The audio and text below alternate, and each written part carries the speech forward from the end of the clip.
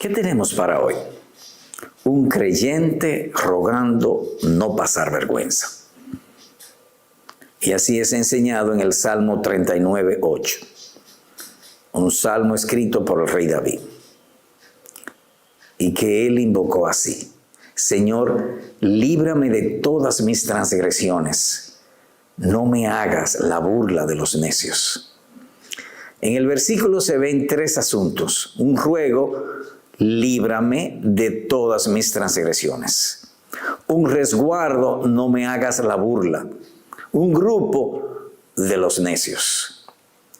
La ocasión de estas palabras es cuando David estaba siendo perseguido por su hijo Absalón y objeto de las burlas de su enemigo Simei. Él entonces, viendo que si era públicamente avergonzado sería algo justo, porque él mismo dice aquí: mis transgresiones, es decir, que él era culpable.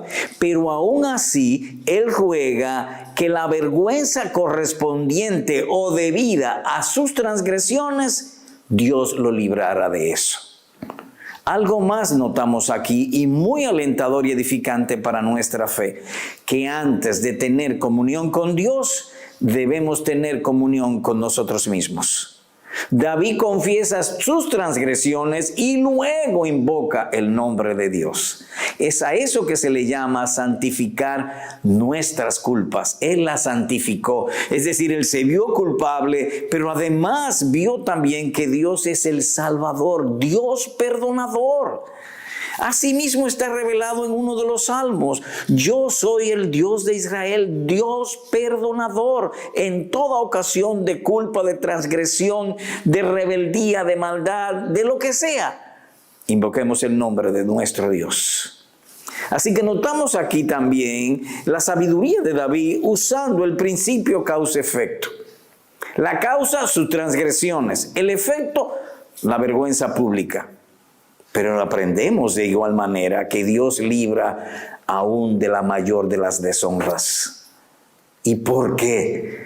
Porque Él es el Salvador. Él tenía miedo, y miedo normal, propio de ser burlado por los necios. El mundo se burla de los creyentes. Usted ha visto a veces un hermano nuestro cae públicamente en una vergüenza, y entonces los enemigos de nosotros, mira, de que era cristiano, se burlan de nosotros. David sintió ese miedo, y si tú has en alguna vez sentido ese miedo, como él hace, haz tú también. Invoca el nombre. ¿El nombre de quién? De nuestro Salvador. En David la culpa era muy grande. Y si en una culpa tan grande Dios le oyó, ¿cuánto más aquellos que pudieran tener menos culpa? Pero siempre digamos, como decía Pablo, entre los pecadores, no David, sino yo el primero. Ruega David algo más que nos enseña aquí. Él cometió transgresiones, él cometió pecado, su culpa era grande, pero está pidiendo que sus maldades, sus pecados, no le alcancen. ¡Wow!